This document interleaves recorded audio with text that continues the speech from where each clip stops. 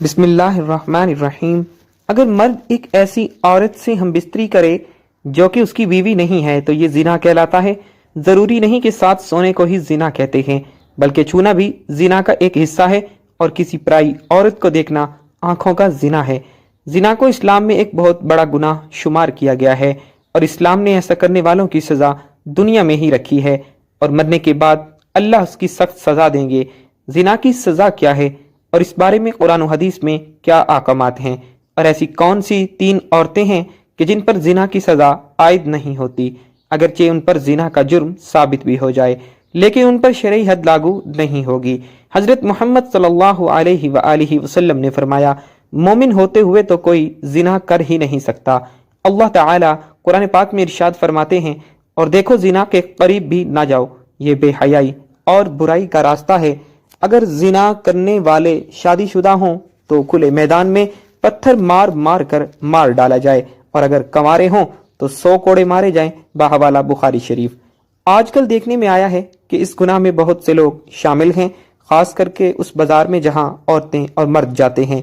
किसका हाथ किसी को लग रहा है, कहाँ लगता है, कुछ मालूम नहीं होता, चाहे लड़का हो या लड़की। और फिर इस गुनाह को करने के बाद अपने दोस्तों को बड़ी शान से सुनाते हैं, बल्कि उनको भी ऐसा करने की राय देते हैं। अगर कोई अकेले लड़के या लड़की कोई गलत काम करते हैं तो इसका गुनाह उनके माँ बाप को भी मिलता है, क्योंकि उन्होंने उनकी जल्दी शादी नहीं की, जिसकी वजह से वो गलत काम करने लगे।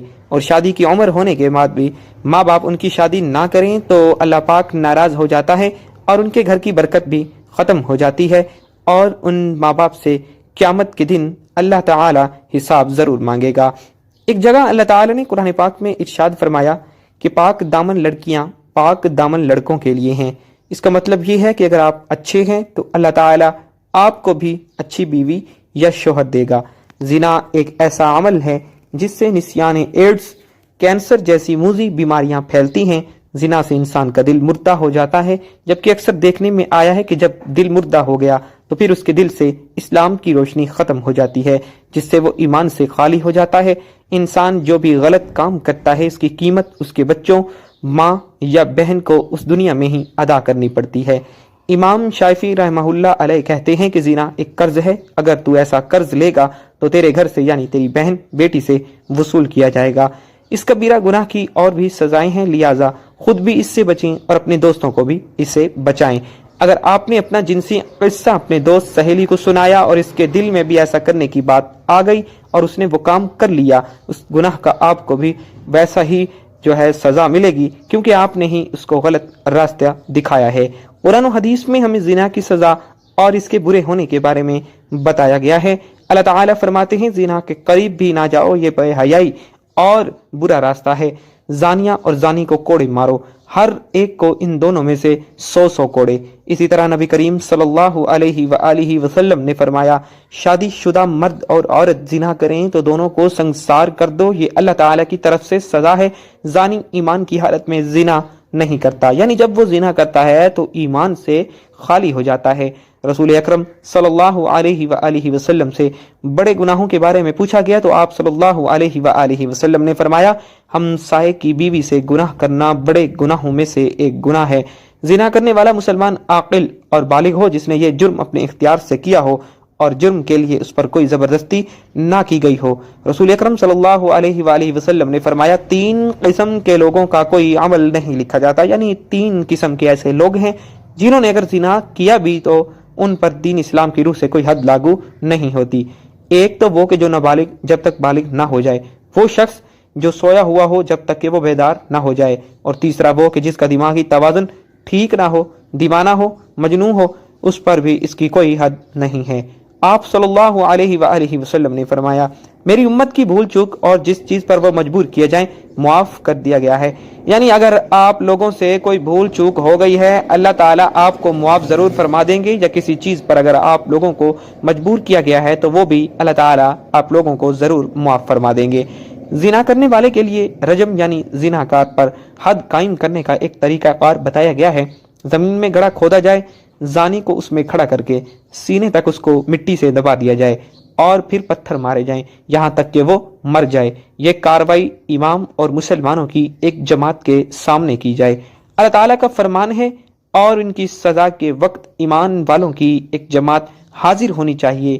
رجم کے بارے میں عورت اور مرد کا حکم برابر ہے، البتہ عورت کے کپڑے باندھ دیے جائیں تاکہ وہ بے پردہ نہ ہو، یعنی اس کا جسم نظر نہ آئے۔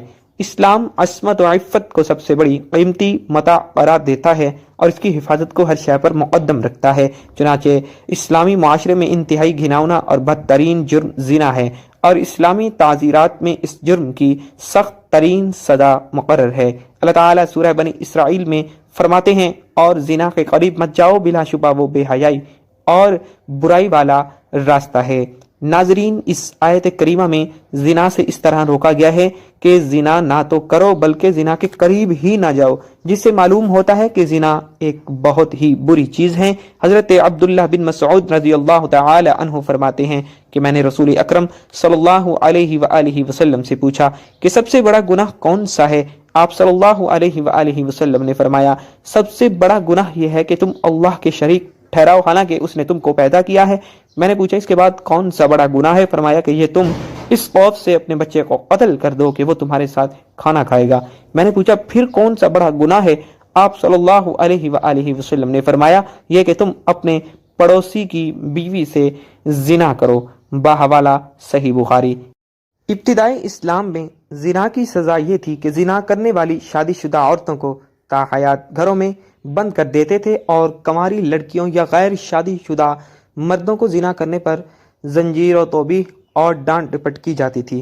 جیسا کہ اللہ تعالیٰ کا ارشاد ہے، اور جو تمہاری عورتیں زنا کریں تو ان پر 4 مردوں کی گواہی طلب کرو، پھر اگر وہ گواہی دے دیں تو ان عورتوں کو گھروں میں بند کر دو تا وقت یہ ان کو موت آ جائے یا اللہ تعالیٰ ان کے لیے کوئی راستہ بیان کر دے۔ اور تم سے جو لوگ زنا کریں تو تم ان کو ڈانٹ ڈپٹ سے اذیت پہنچاؤ، پس اگر وہ توبہ کر لیں اور ٹھیک ہو جائیں تو ان کو کچھ بھی نہ کہو، بے شک اللہ تعالیٰ توبہ قبول کرنے والا اور بہت ہی رحم کرنے والا ہے۔ اللہ تعالیٰ سے دعا ہے کہ اللہ تعالیٰ ہمیں زنا جیسی موذی مرض اور اس کبیرہ گناہ سے بچائے۔ ناظرین، کمنٹ باکس میں اللہ اور اللہ کے پیارے رسول حضرت محمد صلی اللہ علیہ وآلہ وسلم کے 99 ناموں میں سے ایک نام کو ضرور ٹائپ کیجئے گا۔